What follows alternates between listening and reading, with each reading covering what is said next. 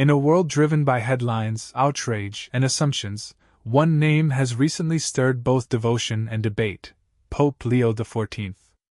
Accused by some of living in excessive comfort and luxury, and defended by others as a humble reformer, the world is asking: is Pope Leo XIV really living in luxury, or is that a misleading narrative?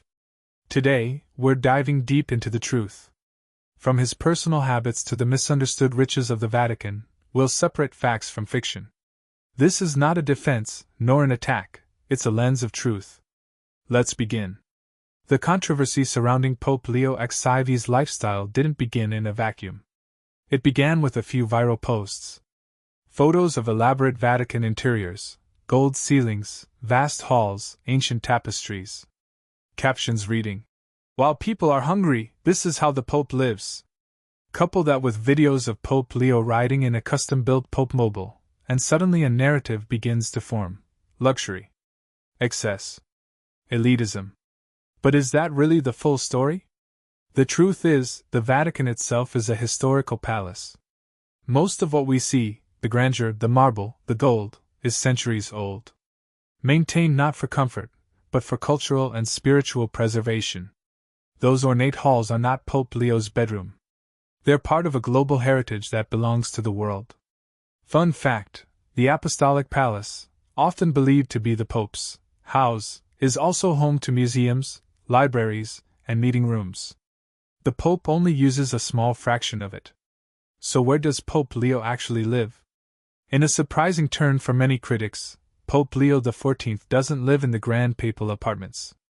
Following the precedent set by Pope Francis, Pope Leo resides in the Domus Sancti Marthi, a modest guest house inside Vatican City. Why? Because, like his predecessor, Pope Leo believes in proximity to people over palace. This residence is practical, not palatial. He shares meals in the communal dining area with staff and clergy. His room is reportedly simple: a bed, a desk, a few chairs, and a crucifix. According to those close to him, Leo XIV prefers the environment because it's less isolating than the formal papal apartments. He's said to feel closer to God when closer to people. Now let's be clear, he still has access to transport, to assistance, to protocol.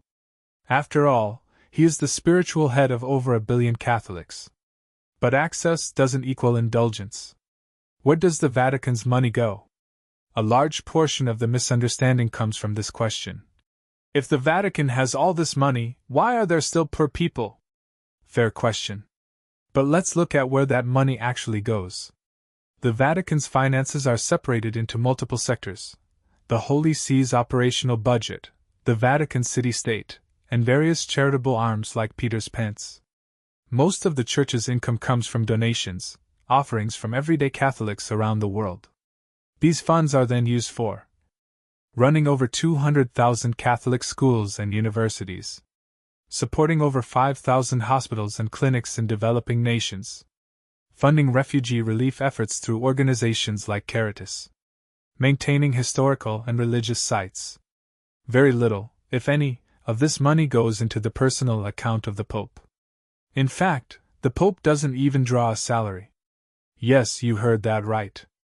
Pope Leo XIV, like his recent predecessors, receives no salary. So, what about the robes? The rings? The staff? Symbolic. The papal garments and objects are not his personal property. They're part of a tradition that dates back over 2,000 years, maintained for continuity, not luxury.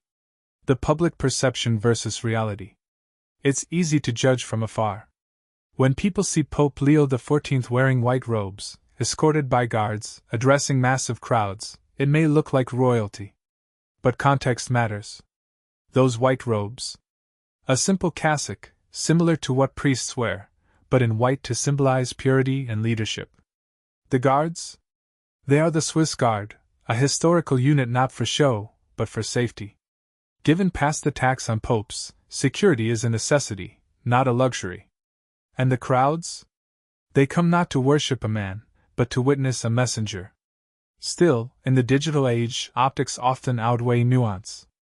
A still image of Pope Leo waving from a balcony is shared with hashtags like #lavish and #elite, But few post the follow-up image of him washing the feet of refugees, visiting prisons, or quietly meeting abuse victims behind closed doors. Perception is powerful. But truth is often quieter than the headline. Pope Leo's true priorities. Let's turn the focus to Pope Leo XIV himself. Before his papacy, he served in some of the world's poorest regions. His work with migrants, war victims, and impoverished families was hands-on, not from a distance. Even today, sources close to the Vatican report that Pope Leo allocates much of his private schedule to quiet outreach, writing letters to victims, visiting the sick, advocating for youth empowerment, and mediating peace conversations between nations. He speaks openly about materialism and the danger of placing wealth over people. In one homily, he said, "The gospel does not call us to shine with gold, but to be polished by love. Let us not wear robes of power, but the garments of humility." His focus is spiritual reform, structural honesty, global peace. So does he live in luxury? Or does he live under the weight of a misunderstood role? The next time you see a photo or hear a claim that Pope Leo XIV is living in luxury, pause. Ask, where's this image from? Is this his personal space, or a 16th century museum? Is this truly about the Pope, or about a perception of power? Previously, we explored the origins of the luxury Pope, narrative surrounding Pope Leo XIV, from the viral images to his modest living quarters. We uncovered the truth behind the Vatican's wealth, clarified the difference between perception and reality, and dove into Pope Leo's true lifestyle and values. Now we go deeper. We'll explore how Pope Leo has broken from papal traditions, what really funds the Vatican, and how those closest to him describe the man behind the robes. Breaking tradition, a different kind of pope. Every pope brings something new to the papacy. But Pope Leo XIV's approach has struck a distinct tone, one that challenges expectations. From his very first public appearance, he made headlines, not for grandeur, but for simplicity. Wearing only a plain white cassock, he waved from the balcony with soft humility and uttered the words, "Before I bless you, I ask you to bless me." This was no performance. It was a hint of the kind of papacy he would lead, one grounded in equality, connection, and transparency. Here are a few ways he's broken tradition. He refused the ornate gold cross, choosing instead to wear a wooden one given to him years earlier by a refugee family. He declined the use of the traditional red papal shoes, preferring simple brown ones he's had for years. He cancelled lavish Vatican events, diverting funds to feed the homeless in Rome. He opted to use a modest compact car, instead of the armored Mercedes often used by past popes. To critics, these are symbolic gestures. But to followers, they are signs of character. A pope who lives by what he preaches. What funds the Vatican? Not what you think. Let's clear the air. The Vatican is not a multinational corporation. It doesn't sell products, nor does it profit off indulgences, as some social media myths suggest. So where does its money come from? Here's a simplified breakdown. Donations from Catholics worldwide. This includes collections like Peter's Pence, which supports papal charities and relief work globally. Investments and real estate. The Vatican owns properties across Rome and Europe. These generate income but also demand heavy maintenance. Museum ticket sales. The Vatican museums draw millions of tourists annually. The revenue supports conservation efforts and Vatican employees. Publishing and postage. The Vatican has its own newspaper and stamp system. Niche, but still revenue generating. What's important to note is that these funds are strictly regulated. In recent years, Pope Leo XIV has pushed for full financial transparency. He launched internal audits, hired external watchdogs, and exposed cases of corruption within Vatican departments. Yes, even within the Church, reform was needed. And Pope Leo didn't shy away from it. He established the Vatican Economic Council and invited lay experts to oversee church spending. Many have praised this as one of the most radical reforms in modern papal history. Quote from an insider. "For the first time in decades, we're seeing where the money goes. Leo XIV is opening the books. Eyewitness accounts, What it's like to meet Pope Leo. One of the best ways to assess a leader's character is to speak with those who've interacted with him, away from cameras and protocol. So, what do those people say? Let's listen to a few real-life testimonies. Maria, a janitor at Domus Sancti Marthi. He greets me by name every morning. Buongiorno, Maria. He once helped me pick up a mop I dropped. He doesn't act like he's above anyone. Father Anselmo, a priest from South Sudan. When I told him about our village school, he cried. Not a show. Real tears. 2 weeks later, we received funds, quietly, without announcement. Marco, a young theology student. He spent an hour just listening to me talk about doubt and faith. No cameras. No audience. Just care. None of these stories scream luxury. They whisper of humility, of presence, of someone who, despite being one of the most recognized figures in the world, still values one-on-one connection. Pope Leo's greatest luxury? It might be his time, and how generously he gives it. Debunking more myths about the Pope's wealth.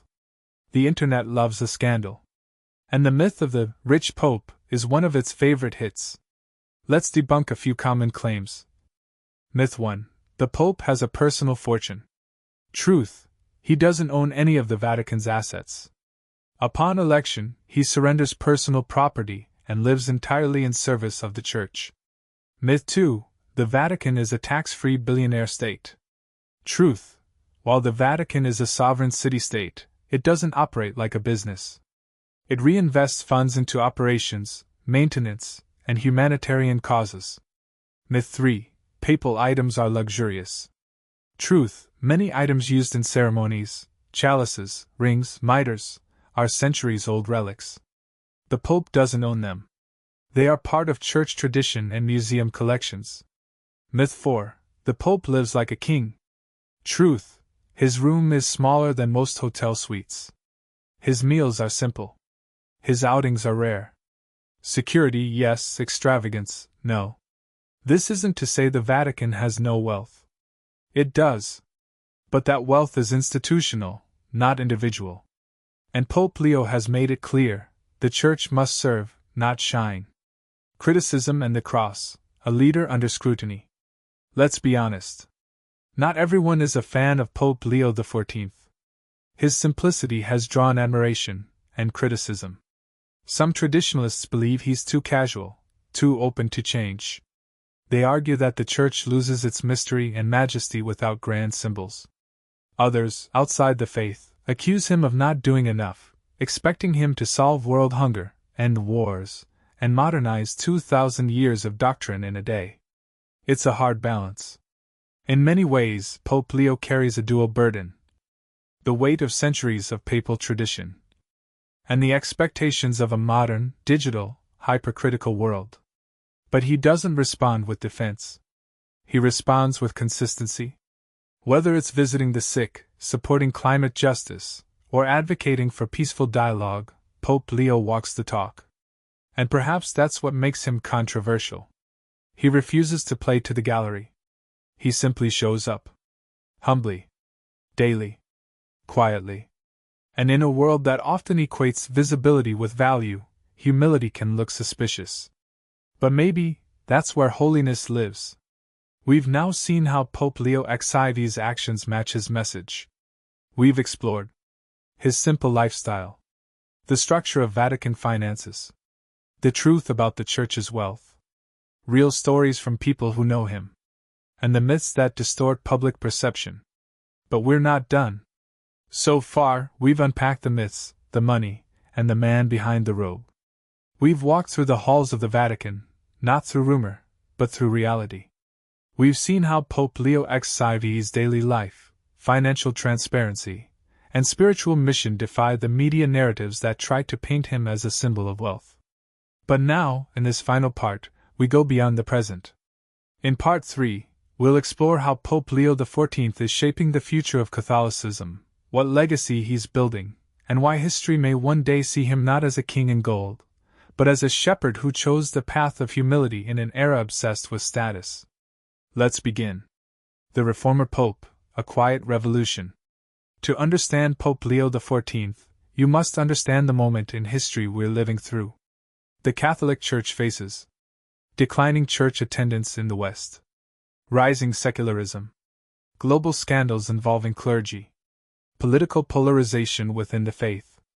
In the midst of this, Pope Leo has emerged not as a loud revolutionary, but as a spiritual reformer, a kind of quiet earthquake. His priorities? Decentralization of authority. He's empowered bishops and regional synods to make decisions for their communities, believing the Church should adapt to local cultures without losing its core. Environmental justice. His encyclical on climate change, Custodes Terrae, Guardians of the Earth, called on every believer to care for creation as an act of faith, echoing voices from Africa to the Amazon. Interfaith dialogue. He has met with imams, rabbis, Buddhist monks, and secular thinkers. Not to compromise Catholic doctrine, but to build bridges in a divided world. Inclusion and mercy. He has opened conversations about how the Church treats divorced individuals, LGBTQ+ persons, and women. He hasn't rewritten doctrine, but he has called for hearts of compassion before hands of exclusion. And yet, throughout all this, he still lives simply. No jets. No gold rings. No palaces. He's not interested in luxury. He's interested in legacy. The power of living by example. There's an old saying. People may doubt what you say, but they'll believe what you do. And that's where Pope Leo XIV is quietly winning the trust of millions. When he washed the feet of Muslim refugees during Holy Week, it wasn't about publicity. It was a gesture that echoed the life of Christ. When he chose to live among other priests rather than isolate in ornate papal apartments, it sent a message louder than any sermon. When he visited a war-torn region with no cameras, and was only seen in one blurry phone photo later, it reminded people that some acts are meant for heaven's eyes, not headlines. This authenticity is the opposite of luxury. It's the currency of trust. It's why, despite the rumors, you'll see people travel thousands of miles just to hear him speak for 10 minutes. It's why priests across the world are reporting a renewed interest in vocations among the youth, not because of rules, but because of a leader who lives what he teaches. In a time when leaders are often driven by optics and wealth, Pope Leo leads with spirit. Media, misunderstanding, and modern papacy. Let's talk about media for a moment. Why does this narrative, that Pope Leo XIV is living in luxury, even exist? Simple, images out of context. A photo of an elaborate Mass altar, taken out of its liturgical setting, looks like extravagance. But within the context of a Catholic Mass, it's sacred tradition. A clip of the Pope in ceremonial robes can look like fashion, when in fact, they're centuries-old symbols of spiritual responsibility. A shot of the Vatican's grandeur can feel like a personal mansion, when it's actually a centuries-old global heritage site open to millions. Add to that social media's love for controversy and quick judgment, and suddenly, Pope Leo becomes a target, not for what he's done wrong, but for what others misunderstand. But here's the deeper truth. He never asked for attention. He never pushed for fame. He never branded himself. And that's precisely what makes him a threat to systems built on vanity. He simply walks the path and lets his life speak. Global impact, what the world is saying. Across continents, Pope Leo XIV is quietly shifting perceptions of the Catholic Church. Here's what global observers are saying. From Africa. Church leaders praise his engagement with youth development and agriculture. Under his direction, Vatican funds have supported educational farms, clean water projects, and trauma healing for war-affected communities. From South America. In Brazil, Pope Leo has been called the pastor of the poor. He continues to prioritize land rights, indigenous protection, and social justice, areas often ignored by mainstream church bureaucracy.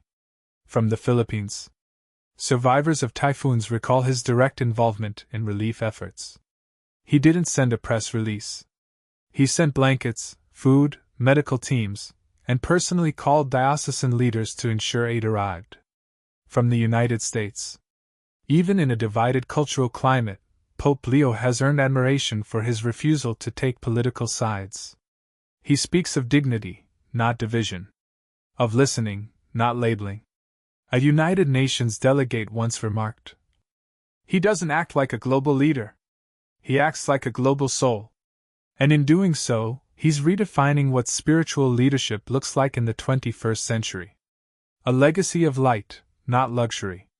When Pope Leo XIV is gone, and history writes its chapter about his papacy, what will it say?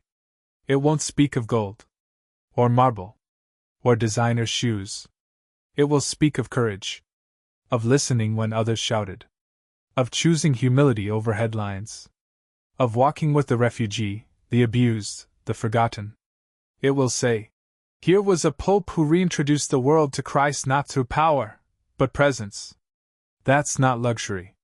That's legacy. And in a world where materialism often overshadows meaning, perhaps that's the greatest miracle of all. So the next time someone says, "The Pope is living in luxury," ask them if they've seen beyond the surface. Ask them if they've sat with the facts. If they know he lives in a guest house. If they know he doesn't earn a salary. If they've heard the stories of janitors, refugees, and priests who see him not as a king, but as a servant. Because truth lives beyond headlines. And now so do you. Thank you for watching this 3-part series. No, Pope Leo XIV is not living in luxury. Here's the truth. If this content moved you, please like, comment, and subscribe. Share this with someone who might be caught in the fog of misinformation. Because light doesn't shout. It simply shines. And that's what Pope Leo does.